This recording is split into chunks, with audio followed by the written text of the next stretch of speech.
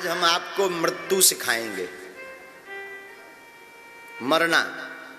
जीना तो बहुत सिखाया, आज मरने की कला सीखते हैं। आप भी क्या याद करोगे कि कोई कथा वक्ता रहा जो मरने की बात करता था, और हमारी बुद्धि से तो मृत्यु भी एक उत्सव है,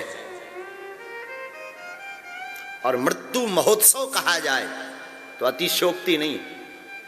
जीने की कला के लिए तो सब तैयारी करते हैं, कोई मरने की कला की तैयारी करे तो उसे शहंशाह माने। हाँ, अच्छा, ये तय है। संसार की सबसे बड़ी भविष्यवाणी अगर कोई हमसे पूछे तो यह है कि मरना तय है। संसार की सबसे बड़ी भविष्यवाणी अगर कुछ है तो वो ये है कि मरना तय। लेकिन आदत इतनी बुरी है कि हम लोग मरने की बात पर बात ही नहीं करते। शायद चित्त में कभी कभी मरने की बात आ भी जाती है तो छटाक से उसको दूर कर देते, हटो क्या उल्टी उल्टी बातें सोच रहे हैं, मरना तय।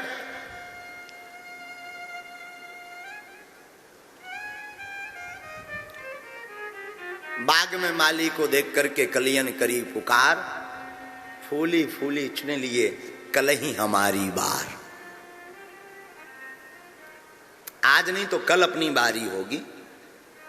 और आज की कथा बड़ी सावधानी से सुनना। कथा क्रम तो हम बाद में करेंगे, आज वैसे भोले बाबा की शादी करेंगे। कौन कौन बाराती बनकर आया? हाँ, चकाचक जो है आनंद होगा। खूब रसगुल्ला खवेंगे बारात के। हकीकत में खवे ना खवे पर कथा में तो खवेंगे। बोलो सीताराम। तो भोले बाबा की शादी तो हम बाद में करेंगे, लेकिन सबसे पहले आज मरना सीखते हैं। ट्राई करें, 2-4 बेड डलवाएं क्या? गीता का एक श्लोक है, सुनिए, बड़ा प्यारा श्लोक। और गीता बहुत सुंदर सावधान करती है। हम कहते हैं ना कभी कभी गीता, अच्छा अगर आप गीता का पाठ रटने के लिए करोगे, कंठस्थ करने के लिए करोगे तो कभी गीता कंठस्थ नहीं होगी, मुश्किल है। गीता का पाठ कुछ सीखने के लिए करोगे तो गीता बहुत कुछ सिखा देगी आपको। तो गीता का एक श्लोक है, यहां से आज की वार्ता शुरू करते हैं। नैनम छिंदति शस्त्राणि नैनम दहति पावुका न चैनम कलेशयन्त्यापो न सोख्यति मारुता। हम लोग बड़ा भयभीत रहते, मर ना जाएं। जीवन में एक भय सबको है, हम मर ना जाएं। प्रयोजन क्या करता? हम मर ना जाएं। उपाय क्या करता? हम मर ना जाएं। और भाई साहब ये तय है कि मरना पक्का है। लेकिन क्या कभी आपने विचार किया कि मरता कौन है? हम ना कभी मरे थे, न मरे हैं, न मरेंगे। हम कौन? आत्मा। आत्मा न कभी मरती है, न कभी जन्म लेती है। हमारा ना कभी जन्म हुआ, ना हम कभी मरे। शरीर छूटता है, शरीर तो काया, ये वस्त्र है। जिस प्रकार नया वस्त्र धारण करने के लिए पुराने वस्त्र का परित्याग करना पड़ता है, उतारना पड़ता है, छोड़ना पड़ता है, उसी प्रकार नूतन जन्म लेने के लिए पुरानी काया को छोड़ करके नए जन्म में प्रवेश करना पड़ता है। मृत्यु बड़ा शब्द है, ऊंचा शब्द है। मृत्यु अटल सत्य का नाम है। मृत्यु परम सत्य का नाम है। और जन्मते ही व्यक्ति के साथ अगर कुछ लग जाता है तो मृत्यु लग जाती है। फायदे की बात तो यह है कि कई बार हम लोग सोचते कि हम बड़े हो गए, हमारी अवस्था 25 साल हो गई है, हम बड़े होते जा रहे हैं, हमारी आयु बढ़ती जा रही है। पर हकीकत तो यह है कि आप प्रतिदिन घटा रहे हैं अपनी आयु। मरते समय अगर आप 60 साल के थे, जन्मते समय अगर आप 60 साल के थे और 25 साल निकल गए तो कितने बचे? 35। कल 26 होंगे तो फिर 1 साल घट जाएगी आयु। कल 27 होंगे तो फिर 1 वर्ष घट जाएगा। आप सोचते उल्टा हो। आपको लगता है कि हमारी आयु बढ़ रही, हम वृद्ध हो रहे हैं। ना, आप काल के मुख में जा रहे हैं। आप अपनी आयु घटा रहे हैं। हम लोग बड़ी सेलिब्रेट करते ना, हैप्पी बर्थडे। बोले क्या? बोले आज हमारा बर्थडे है, आज हमारा जन्म दिवस है।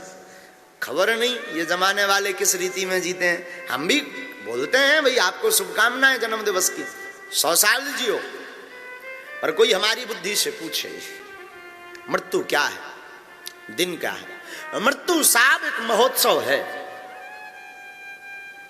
और हम तो कल बोल रहे थे, जीवन में अगर आपको भजन बढ़ाना है, जीवन में आपको अगर मोह भंग करना है, तो रोज 5 मिनट मौत के बारे में सोचो। आपको संसार से प्रीति नहीं होगी, आपको जगत से प्रीति नहीं होगी। माली आवत देख कर कलियन करी पुकार, क्या? फूली फूली चुन गई कलही हमारी बात। मरना आज नहीं तो कल है, ये सब यही धरना है। हकीकत तो यह है कि दूसरों को मृत्यु का अभय वरदान देने वाले डॉक्टर, महापुरुष, संत, आशीर्वाद देने वाले वो भी मरते।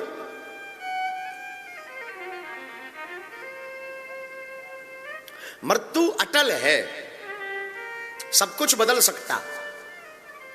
आपका स्वभाव बदल जाए, प्रकृति बदल जाए, हो सकता प्रकृति बदल जाए, हो सकता है ऐसा कोई भयावह चक्रवात उठे कि मौसम बदल जाए, ठंडी में भी गर्मी लगने लगे, गर्मी में भी ठंडी लगने लगे। पर एक चीज अभी तक संसार में नहीं बदली, उसका नाम है मृत्यु। जिसने जन्म लिया सो वो मरा। आप अपने जीवन के प्रत्येक पल को जियो, व्यर्थ मत गवाओ। आपको लग रहा कि हमारी आयु बड़ी होने दो, हम कुछ करेंगे।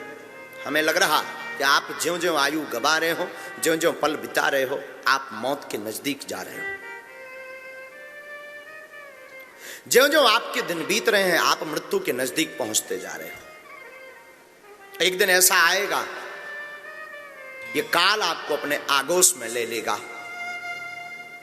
और काल के आगोश में आकर के आपका कुछ अस्तित्व नहीं बचेगा।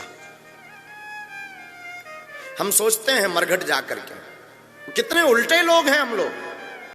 मरघट गांव के बाहर बनाते हैं, बल्कि मरघट गांव के बीच में बनाना चाहिए ताकि बार बार निकले तो उसकी याद आवे।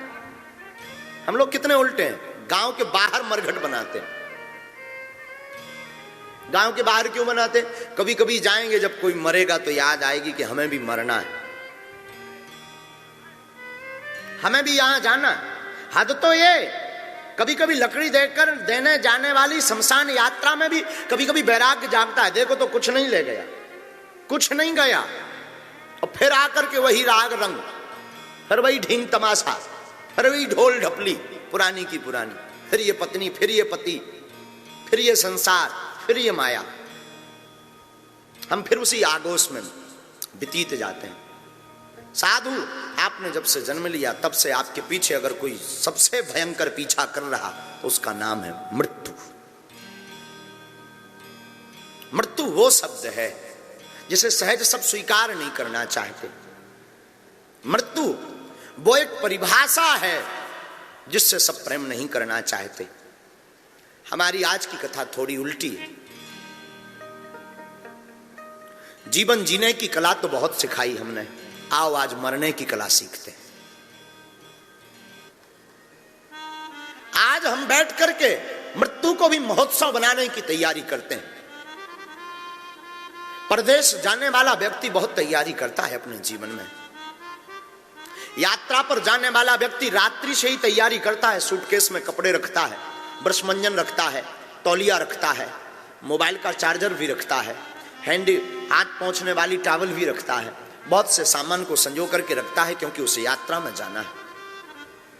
पता नहीं सुबह कितने बजे निकले, पर जाना है तो तैयारी बहुत लंबी उसकी होती है।